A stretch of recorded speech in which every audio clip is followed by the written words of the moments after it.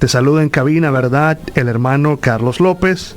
Me da mucho gusto, en serio, estar aquí con ustedes nuevamente, ¿verdad? Quiero yo, pues, como siempre, tomar la oportunidad y saludar a todas las personas que están sintonizando este programa, ¿verdad? Esperamos que este programa esté siendo de mucha bendición y que se le esté sacando el provecho necesario, ¿ok? Saludos a todas las personas, que Dios les bendiga y muchas gracias realmente por estar en sintonía del programa todos los sábados, ¿verdad? Estamos abordando lo que son una serie de enseñanza en relación a la Biblia, ¿ok? Hemos abordado ya el tema del canon. Hemos abordado también la parte de la inspiración. De hecho, el hermano Alan pues nos acaba de cerrar esa parte concerniente a la inspiración. Y pues el día de hoy vamos a hablar acerca de un tema que quizás usted no haya escuchado en su iglesia, ¿verdad? O si lo ha escuchado, tal vez no lo ha tomado con la importancia que se debe, porque a lo mejor parece que es muy técnico o muy complicado. Sí, la verdad que creo que me atrevo a decir que quizás en muchas iglesias o en muchos círculos evangélicos no se domina el tema o no se conoce de esta manera, ¿verdad?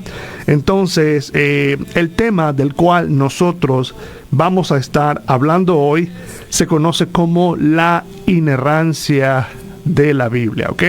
Quiero repetir nuevamente esa palabra porque inclusive usted dice, bueno, ¿qué es inerrancia? Yo no había escuchado anteriormente esa palabra en mi congregación. Por eso dije, ¿verdad? Que a lo mejor el tema suena como un poco técnico y quizás muy desconocido dentro de muchas congregaciones y de muchos círculos evangélicos, ¿verdad? O movimientos cristianos. A lo mejor la palabra inerrancia no es familiar con usted. Pero bueno, es un tema realmente que nos compete a todos nosotros los cristianos saber. El propósito de hoy no es que usted sea un erudito o un teólogo académico en cuanto al tema, pero la intención es que usted conozca de estas cosas para que esté familiarizado con su Biblia y con cosas que le competen en relación a la palabra que usted cree de parte de Dios. Miren, antes de entrar en una definición de la palabra inerrancia, me gustaría a mí hacerle algunas preguntas. Y a medida que yo hago estas preguntas, me gustaría que usted vaya quizás formulando cuáles serían sus posibles respuestas, ¿verdad? Creo yo que es importante que iniciemos examinando estas preguntas y que usted piense cuáles serían sus posibles respuestas a estas preguntas que yo les voy a hacer ahorita, ¿verdad? Piense por un momento, ok, vamos a ir entonces a la primera pregunta, ok. Y piense por un momento en que estas preguntas se la está haciendo una persona que no es cristiana, ¿verdad? O alguien que quiere hablar con usted sobre la Biblia, ¿verdad? Y la persona le pregunta, ¿vos crees que la Biblia es la palabra de Dios? Esa es la primera pregunta. ¿Cree usted que la Biblia es la palabra de Dios? Entonces hay una segunda pregunta como de seguimiento. Y esta pregunta es, ¿cree usted que la Biblia es un libro inspirado por Dios? ¿Ok? Entonces usted va escuchando la pregunta y usted va formulando cuáles serían sus posibles respuestas. Y tenemos otra pregunta, ¿verdad? La pregunta siguiente ¿es la Biblia confiable para usted? Oiga bien eso. ¿Es la Biblia confiable para usted? Y otra pregunta ahora entonces es, ¿cree usted que todo lo que la Biblia dice es verdad y que no comunica falsedad? ¿Cree usted que la Biblia dice lo que es correcto, dice lo que es verdad y que no afirma falsedad? Ahora bien, después de tener esta serie de preguntas, entonces ahora le preguntan otra cosa más a usted. Y le dicen, bueno, ¿y por qué? ¿Verdad? ¿Y por qué? Generalmente todos nosotros, o la mayoría de los congregantes, o la mayoría de creyentes, afirmamos que la Biblia es la palabra de Dios y decimos, la Biblia es la palabra de Dios. Quizás muchos de ustedes responderían de esta manera. ¿Cree usted que la Biblia es inspirada? Por supuesto, yo creo que la Biblia es inspirada por Dios. ¿Y por qué? Porque la Biblia lo dice, ¿verdad? Vamos otra vez a la Biblia. Y creo que no hay nada de malo con eso, porque la Biblia realmente es nuestra base teológica. Sin embargo, la enseñanza de hoy tiene el objetivo de ayudarle a usted también a poder dar argumentos o a poder darse cuenta de que también la Biblia sí se puede defender, aunque la Biblia es su propia defensa en sí misma como tal, pero vivimos en un mundo en donde prácticamente se cuestiona la autoridad, se cuestiona la verdad. La Biblia se cuestiona en cuanto a si es verdad lo que dice o si está correcto lo que dice. Entonces nos compete a nosotros los creyentes estar preparados y equipados para presentar defensa, como lo dice Pedro, el apóstol Pedro, en una de sus cartas, que nosotros debemos de estar preparados para dar razones, para dar argumentos a aquella persona que nos demande eso acerca de nuestra fe. ¿Ok? Bueno, entonces ahora vamos a ir a lo que significa la palabra inerrancia, ¿verdad? Lo que significa la palabra inerrancia. Bueno, miren, en términos sencillos, en términos simples, ¿qué quiere decir la palabra inerrancia? Antes de dar una definición un poco más técnica, si lo puedo decir así. Bueno, la palabra inerrancia quiere decir que la Biblia, en lo que comunica, no posee errores. En realidad la Biblia no comunica falsedad, no hay errores en ella como tal. La Biblia afirma la verdad. Ok, entonces voy a dar una definición un poco ahora más detallada. Ok, la palabra inerrancia significa que la Biblia no contiene errores en todo lo que afirma en sus manuscritos originales. Oiga eso nuevamente, ¿verdad? La palabra inerrancia significa que la Biblia no contiene errores en todo lo que afirma en los manuscritos originales, ¿ok? Ahora, no solo estamos hablando de que Dios inspiró a los autores, en este caso a las personas que escribieron la Biblia, ¿verdad? Sino que también el texto mismo fue inspirado. Eso es importante, ¿verdad? Entender de que Dios no solamente inspiró a los autores, sino que el texto como tal, el contenido como tal, lo inspiró Dios. Por lo tanto, aunque la Biblia fue escrita por hombres, fue guiada por el Espíritu Santo, de manera que comunique exactamente lo que Dios reveló sin errores, ¿ok? Cuán importante es que nosotros entendamos esta definición, ¿verdad? Y nosotros para eso, obviamente, tenemos una base teológica. ¿Y cuál es nuestra base teológica? Bueno, obviamente está en la Biblia. Ahí encontramos nosotros nuestra base teológica en la Biblia. Por ejemplo, nosotros vamos a ir a 2 de Timoteo, ¿verdad? En 2 de Timoteo vamos a leer en el capítulo 3, en el verso 16, dice la palabra de Dios que toda la escritura es inspirada por Dios, ¿ok? Esa es nuestra base teológica. Eso es lo que estamos hablando, ¿no? De que Dios inspiró la Biblia y que no solamente inspiró a los autores, sino el contenido. Por lo tanto, ella contiene la verdad de Dios y comunica la verdad de Dios sin errores.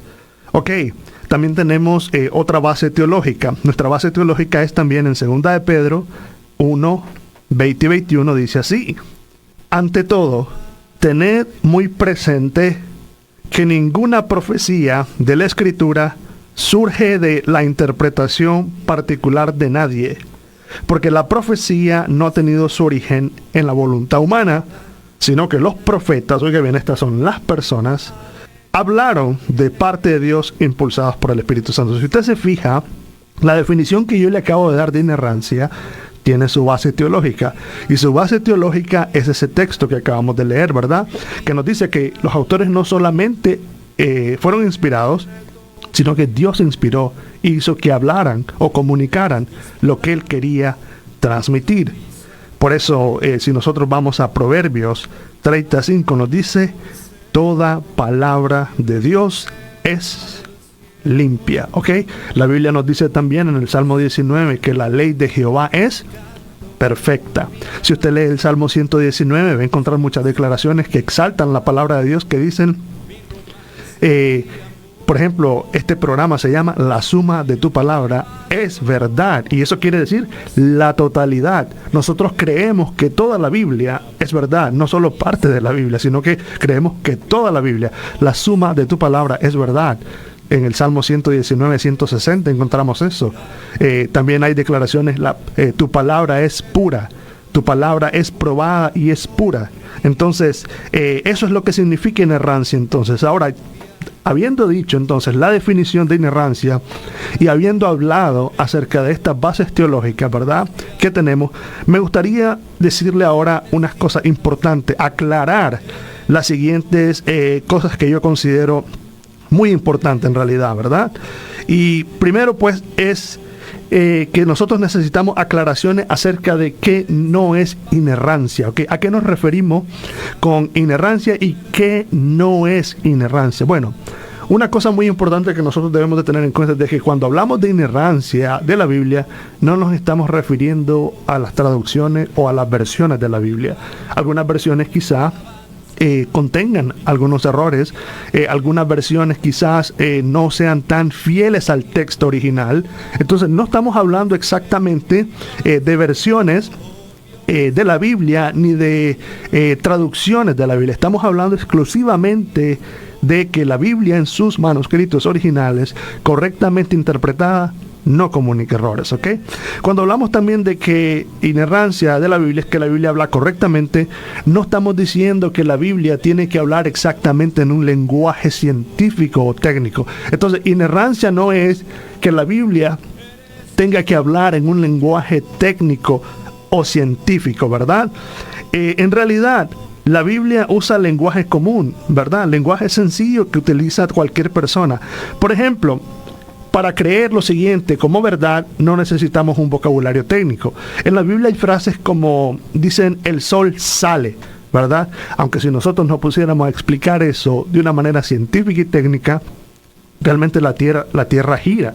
Y al girar la Tierra, entonces un lado del Sol se ve en una cara de la Tierra y en la otra no, porque la Tierra gira. Pero cuando nosotros decimos el Sol sale, no necesitamos dar una explicación científica para declarar que es verdad, que es un hecho, el Sol sale. No hay necesidad de dar esa explicación técnico-científica. Todos nosotros comprendemos en ese lenguaje común que es verdad lo que queremos decir, el Sol sale. Entonces, inerrancia no es que la Biblia tenga que hablar en un lenguaje científico y técnico, ¿verdad?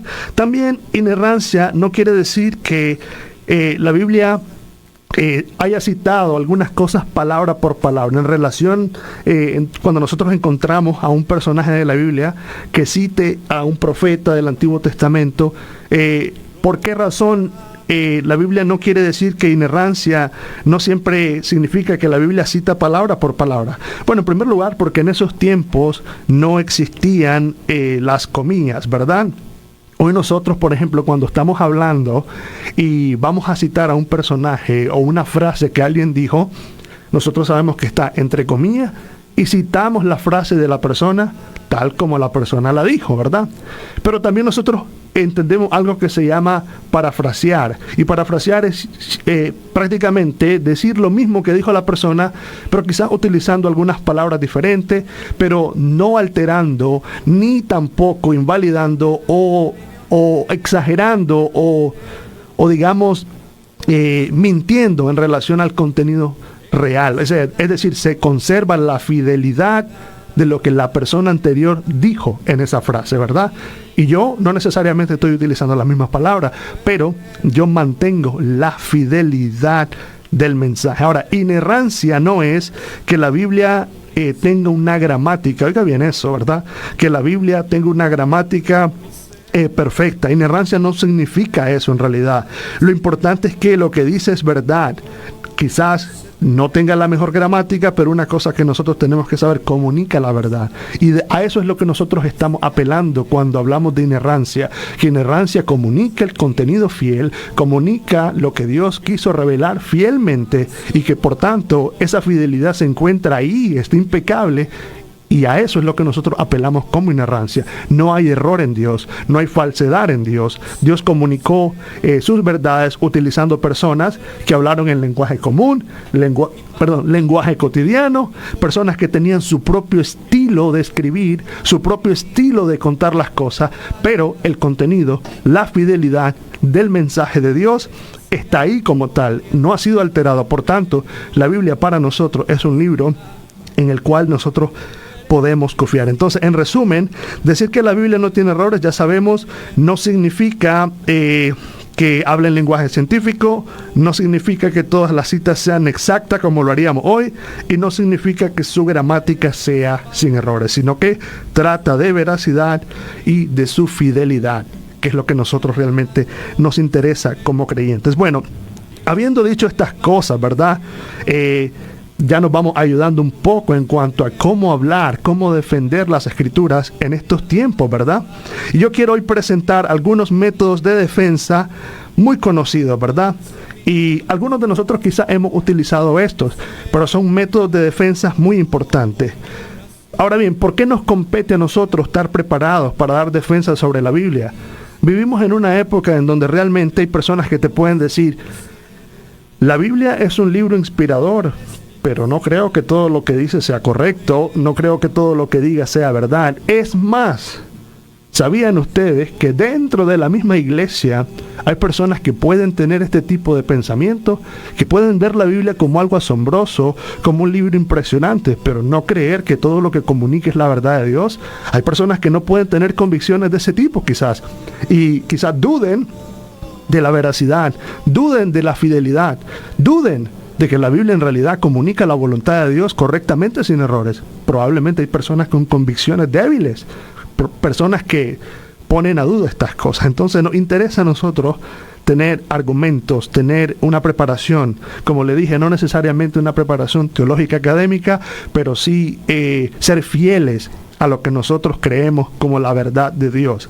Ahora miren, ha existido un método que se conoce como el método confesional. Ahora, ¿cuál es el método confesional? El método confesional es la idea de que creemos que la Biblia es infalible, sin errores, sin errores.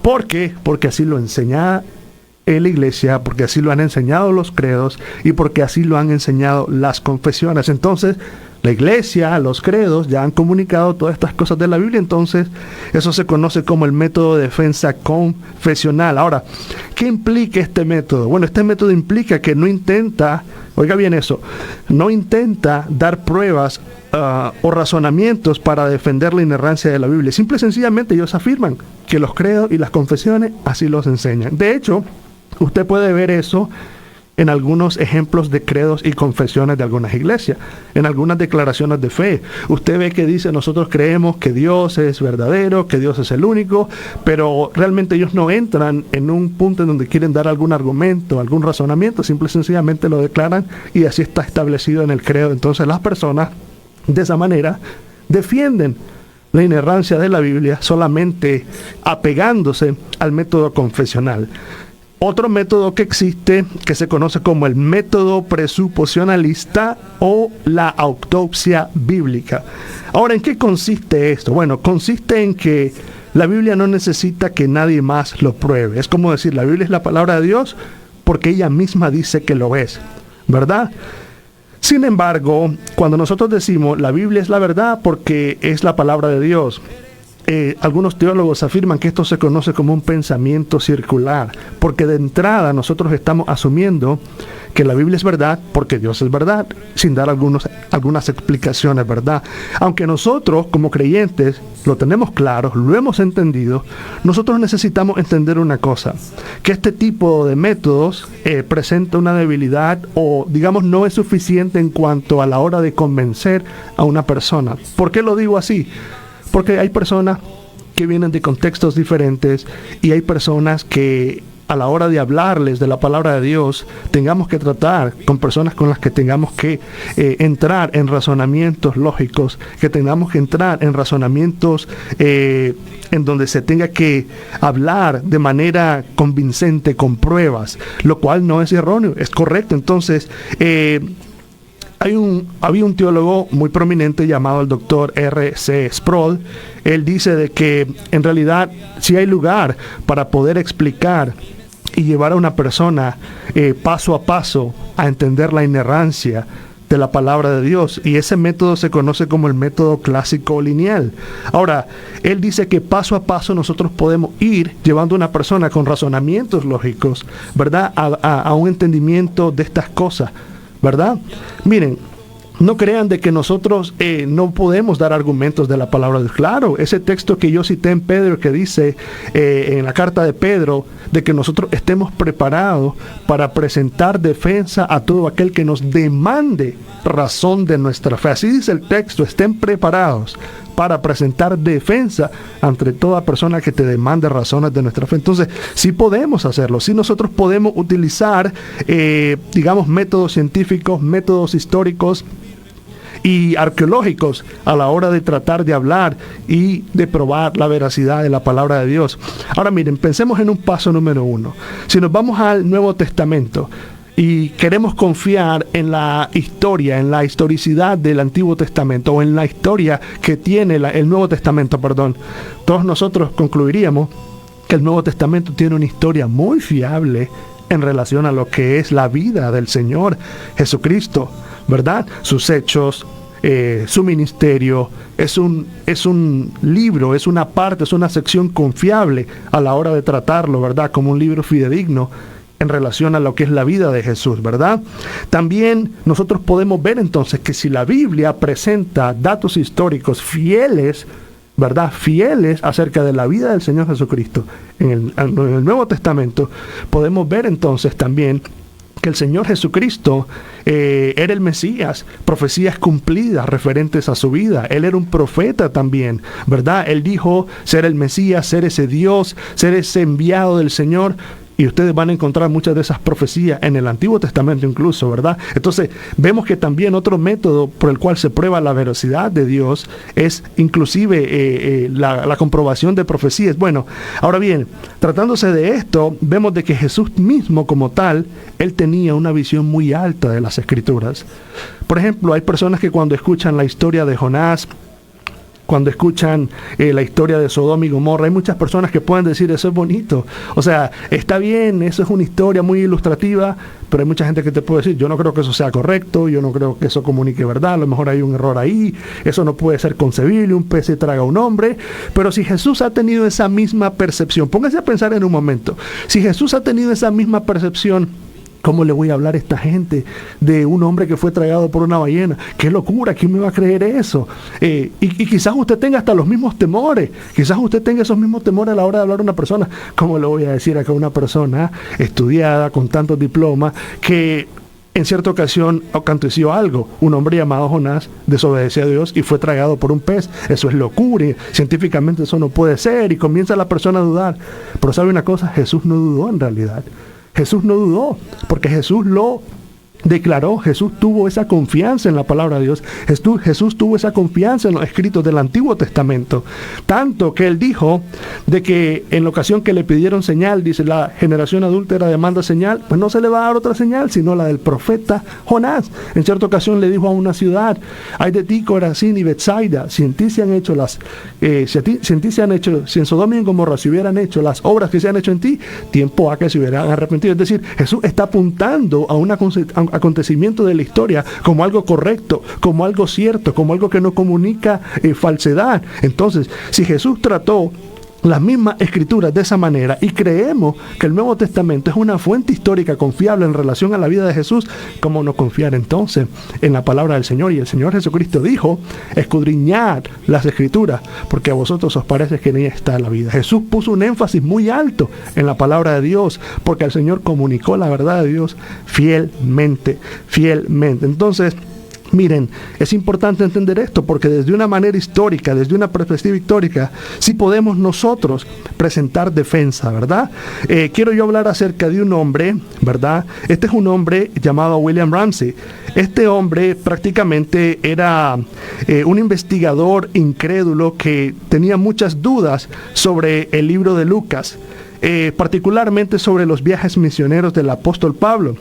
pero este hombre se llevó a la tarea de ir examinando en ciudad evidencias arqueológicas y detalles técnicos, y una de las sorpresas que se llevó este hombre acerca del libro de los Hechos, ¿verdad?, escrito por Lucas, es la precisión y lo correcto que estaban los títulos y los nombres de los gobernantes. Qué maravilla eso, ¿no? Entonces este hombre termina diciendo que el libro de Lucas, que Lucas es el mejor historiador, por cómo él, tiene tantos datos exactos en su libro. Y me llama la atención de que si usted lee el libro de los Hechos, usted va a ver de que Lucas presenta esto como algo veraz, como él inicia, de hecho, en el libro de los Hechos, él comienza diciendo lo siguiente, dirigiendo su carta. Y él dice así: en el primer tratado, oh Teófilo, hablé acerca de todas las cosas que Jesús comenzó a hacer y enseñar, hasta el día en que fue recibido arriba, después de haber dado mandamiento por el Espíritu Santo a los apóstoles que había escogido, a quienes también, después de haber padecido, se presentó vivo con muchas pruebas indubitables, apareciéndoles durante 40 días y hablándoles acerca del reino. ¿Qué quiere decir? Hay pruebas. Y si usted lee el libro de Lucas, el Evangelio de Lucas, él también habla de evidencias, de pruebas, de que no es solamente un relato, sino que él presenta estas evidencias. Entonces, para concluir, solo quiero decirle de que estos métodos de historia y arqueología a la hora de defender la precisión y la verdad que está contenida en la Biblia, lo correcto que comunica la palabra de Dios, esto no invalida la fe en realidad, pero son herramientas útiles que nos pueden ayudar a la hora de defender la palabra de Dios, y por supuesto son válidas. Y le dejo el texto nuevamente a usted. Dice el Señor en su palabra: estemos preparados para presentar defensa a todo aquel que nos demande argumentos y razones sobre nuestra fe. Querida persona, que Dios te bendiga y te esperamos el próximo sábado.